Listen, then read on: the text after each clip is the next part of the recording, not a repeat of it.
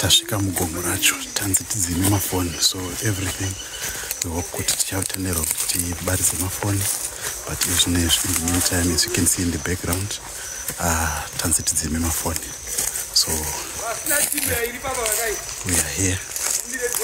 Kwazoi muri Zimbabwe, tiri kuno kunzvimbo yekuVenice, kune nyaya yemwana anonzi Langton Junior Muguti ari kutsvagwa. Takakupai nyaya iya iri chiri mudare raHeadman Gonye, tiri kudare kwavo. Asi nhasi tauya kunzvimbo iri kufungidzirwa kuti ndo ingange ine mwana. Saka noise yamuri kunzwa iri kumashure kwangu inoise yevanhu vechivanhu nevanhu vechipostori vakasangana vari kuda kuita basa iri rekuti vangakwanise kuti mwana angabude sei. Saka vanhu vamuri kuona vari kumashure vanhu vari munharaunda iyoyo vakaziva nyaya yekushayikwa kwemwana, vane chishuwo chekuti dai vanga vaona mwana achibuda. Saka iye zvinoizvi tambomirira kuti vanhu vechivanhu vaite zvinhu zvavo nemapostori vakabatana.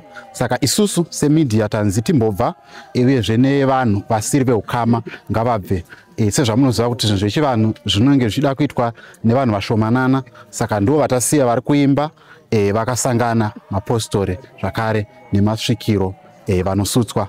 Saka tichakupai update kana tichinge tawana result kubva kune vanhu vari mukati, nekuti munhu wese wamuri kuona ari kumashure kwangu vese vada kuona mwana, ndo chishuwo chavo. Saka vakamirira kuti result yekuti mwana abude ndo yavakamirira. Saka tichakamirira kudaro, rambai muinesu pano paJCTV Africa chikupai nhau nezvinenge zvichiitika kuno. From me, Jethro Kenan Mutero, ndakamirira mukoma Sylvester Tafumanei, ndiri kuti ngatisanganei patinenge tichikupai nhau dzekuti zvamira sei mugomo, mwana awanikwa here kana kuti haana, zvechipostori zvashanda here kana kuti zvemashavi zvashanda.